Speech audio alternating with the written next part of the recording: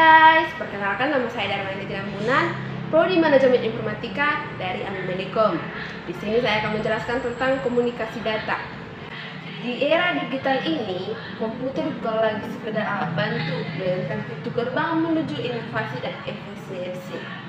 Kemajuan tidak ditentukan oleh seberapa canggih teknologi yang kita miliki, tetapi bagaimana kita memanfaatkan alat untuk menciptakan solusi, memecahkan masalah, mendorong perubahan positif di sekitar kita. Nah, di sini saya akan menjelaskan tentang elemen-elemen kunci model. Yang pertama yaitu source atau sumber. Elemen yang menghasilkan atau menyediakan data informasi yang akan dikirim. Contohnya, mikrofon yang menghasilkan sinyal radio atau komputer yang menghasilkan data digital. Yang kedua yaitu transmitter atau pemancar, mengubah data yang dihasilkan oleh sumber menjadi sinyal yang dapat dikirim melalui media transmisi, sinyal yang berupa sinyal analog atau digital. Contohnya, modem yang mengubah sinyal digital menjadi sinyal analog untuk bisa ditransmisikan melalui saluran telepon atau antena pemancar radio. Yang ketiga yaitu transmission medium atau media transmisi, jalur atau medium fisik yang digunakan untuk mentransfer sinyal dari pemancar ke penerima. Contohnya kabel serat optik atau jaringan telepon. Yang keempat yaitu receiver atau penerima. Penerima sinyal telah dikirimkan melalui media transmisi dan mengubahnya kembali menjadi bentuk data yang dapat dipahami oleh perangkat tujuan. Contohnya modem yang mengubah sinyal analog kembali menjadi data digital. Contohnya modem yang mengubah sinyal analog menjadi data digital, atau radio yang menerima sinyal radio dan mengubahnya menjadi suara. Yang kelima yaitu destinasi atau tujuan. Elemen terakhir dalam sistem telekomunikasi di mana data yang diterima dari penerima dikirim ke pengguna atau perangkat yang dituju. Contohnya komputer penerima yang menerima email atau televisi yang menerima siaran televisi. Yang keenam yaitu destination atau tujuan, elemen terakhir dalam sistem telekomunikasi di mana data yang diterima dari penerima dikirim ke pengguna atau perangkat dituju. Contohnya komputer penerima yang menerima email atau televisi yang menerima siaran televisi. Nah, selanjutnya saya akan membahas tentang protokol dan karakteristik. Protokol adalah struktur urutan dari hardware dan software yang mendukung pertukaran data antara sistem dan mendukung aplikasi terdistribusi seperti elektronik, mail, transfer. Karakteristik protokol yaitu satu, protokol langsung dan tidak langsung, yaitu di mana protokol langsung melibatkan antara dua perangkat tanpa perantaraan. Sedangkan protokol tidak langsung melibatkan perantaraan seperti router, switch untuk mengarahkan data dari pengirim ke penerima. Yang kedua yaitu monolistik dan terstruktur.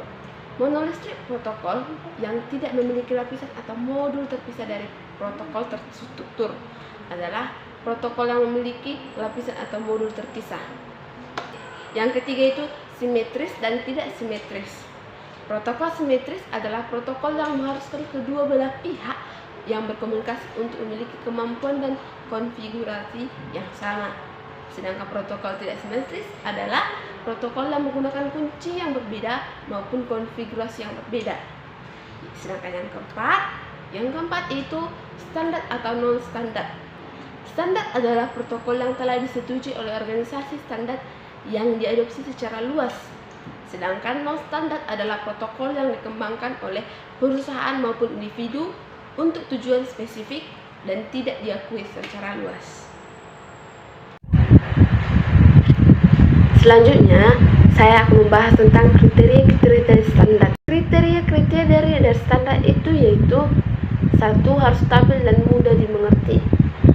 Standar harus matang dan telah terbukti dalam beberapa penggunaan, serta mudah dipahami dengan pengembangan dan pengguna.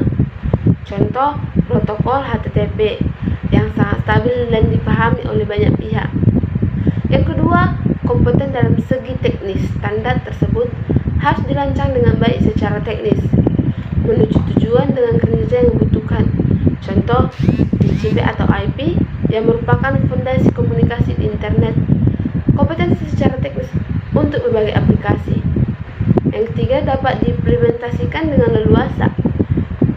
Multi-pre dan interoperable dengan pengalaman operasional standar harus diadopsi oleh berbagai platform dan perangkat, serta dapat berfungsi dengan baik dalam berbagai lingkungan operasional. Contohnya, protokol DNS, yaitu yang keempatnya mendapatkan dukungan publikasi secara signifikan. Standar harus diakui dan didukung oleh komunitas teknis dan akademis, serta dikomunikasikan dengan baik.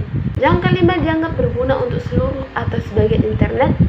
Standar harus memberikan manfaat nyata bagi jaringan internet, baik secara keseluruhan atau sebagian besar bagiannya. Contoh, HTTPS yang meningkatkan keamanan komunikasi internet dan bermanfaat untuk luas bagi seluruh penggunanya. Yang kelima, standar ini memastikan bahwa teknologi yang digunakan di internet efektif, aman, dan dapat digunakan secara luas oleh komunitas global.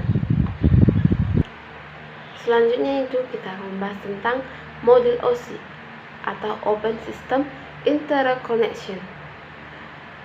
OSI adalah sebuah kerangka konseptual yang digunakan untuk memahami dan menghubungkan berbagai protokol jaringan. Model ini terdiri atas 7 lapisan, di mana setiap lapisan memiliki fungsi spesifik yang membantu komunikasi antar jaringan. 1.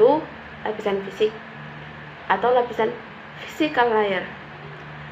Lapisan ini berhubungan dengan media fisik, transmisi data, seperti kabel, frekuensi radio, dan sinyal listrik. Contohnya kabel Ethernet dan antena Wi-Fi. Yang kedua, lapisan data atau data link layer. Lapisan ini bertanggung jawab untuk mengatur pengiriman data antar dua perangkat yang terhubung langsung dalam satu jaringan, serta mendeteksi dan memperbaiki kesalahan pada tingkat data. Contohnya switch dan bridge. Yang ketiga, lapisan jaringan atau network layer. Lapisan ini bertanggung jawab untuk pengalamatan logis dan menentukan rute dari pengirim ke penerima melalui jaringan berbeda.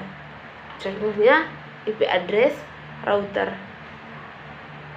Yang keempat, lapisan transport atau transport layer. Lapisan ini memastikan bahwa data dikirim dengan andal dari satu titik ke titik lain secara segmentasi data. Lapisan ini menjamin pengiriman data dengan baik serta mengurutkan data yang besar antara host secara segmentasi dan kontrol. Contohnya protokol TCP atau Transmission Control Protocol. Yang kelima yaitu lapisan sesi atau session layer. Lapisan ini bertugas untuk membuka, mengelola, dan menutup sesi komunikasi antar dua perangkat dalam satu jaringan. Contohnya protokol untuk sesi komunikasi seperti NetBIOS. Contohnya JPG, GIF, dan format data. Yang ketujuh yaitu lapisan application atau application layer. Lapisan ini menyediakan antarmuka langsung antara pengguna dan aplikasi, serta pendukung layanan jaringan yang dibutuhkan oleh aplikasi. Contohnya HTTP atau Hypertext Transfer Protocol. Selanjutnya saya akan bahas tentang 3 konteks utama dalam komunikasi data. Dalam komunikasi data terdapat 3 konteks utama yang didefinisikan secara informasi dikirim dan diterima antar perangkat, yaitu data, persinyalan, dan transmisi. Data merupakan informasi yang dikirim atau diterima dalam bentuk digital atau bit oleh perangkat yang terhubung dalam jaringan. Data dapat berupa teks, gambar atau video, atau suara yang dikodekan dalam format yang dimengerti oleh sistem. Contohnya, file yang ditransfer melalui internet, pesan email, file atau video streaming. Yang kedua yaitu persinyalan atau signaling. Persinyalan merujuk pada metode yang digunakan untuk mentransmisikan data dari satu perangkat ke perangkat lain melalui media fisik. Persinyalan melibatkan perubahan pada listrik, optik, atau elektromagnetik yang mengodekan data agar dapat diterjemahkan oleh perangkat penerima. Persinyalan mengubah data digital menjadi sinyal fisik. Media fisik.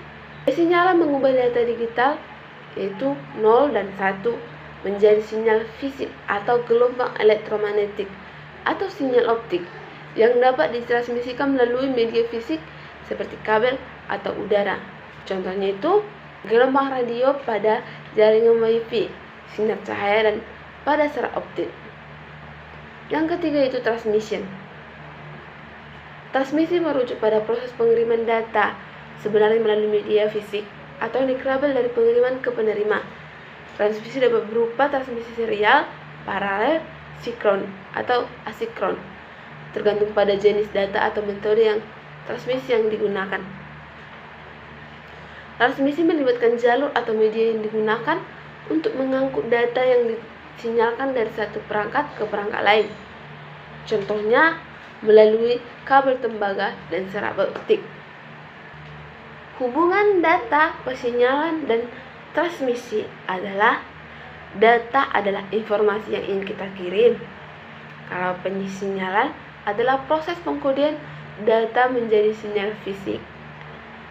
Sedangkan transmisi adalah pengiriman sinyal yang membawa data melalui media fisik atau kabel dari pengirim ke penerima. Tiga komponen ini bekerja bersama untuk memungkinkan komunikasi data yang baik antara perangkat di jaringan. Materi yang terakhir yang saya akan bahas yaitu mengenai jenis-jenis gangguan transmisi. Jenis-jenis gangguan transmisi ada 4. 1. Atenuasi. Atenuasi terjadi ketika sinyal kehilangan kekuatan selama perjalanan ke pengiriman dari pengirim ke penerima karena semakin jauh jarak yang ditempuh, semakin lemah pula sinyalnya. Contohnya sinyal internet pada kabel Ethernet panjang lebih dari 100 meter. Contohnya sinyal internet pada kabel Ethernet yang panjang yang semakin melemah lebih dari 100 meter panjangnya, menyebabkan koneksi lambat dan atau putus. Yang kedua yaitu noise atau derau. Adalah gangguan sinyal yang tidak diinginkan yang bercampur dengan sinyal asli. Yang kedua itu noise atau derau, adalah gangguan atau sinyal yang tidak diinginkan yang bercampur dengan sinyal asli. Contohnya suara statis pada panggilan telepon seluler akibat gangguan dari perangkat elektronik seperti microwave. Yang ketiga itu distorsi. Distorsi jenis gangguan yang terjadi ketika bentuk sinyal berubah saat ditransmisikan. Contohnya video streaming terlihat buram atau video tidak sinkron karena sinyal distorsi selama transmisi. Yang keempat adalah cold start. Adalah penggunaan yang terjadi ketika sinyal dari satu jalur ke transmisi bocor dan mempengaruhi sinyal di jalur transmisi lain. Contohnya percakapan telepon kabel terdengar samar di jalur lain akibat sinyal yang bocor ke kabel tetangga. Sebagai penutup, marilah kita ingat bahwa teknologi komunikasi data yang kita bahas hari ini adalah sebuah fondasi dari dunia yang semakin terhubung. Setiap lapisan, setiap sinyal, dan setiap transmisi berperan penting dalam memastikan kita dapat berkomunikasi tanpa batas.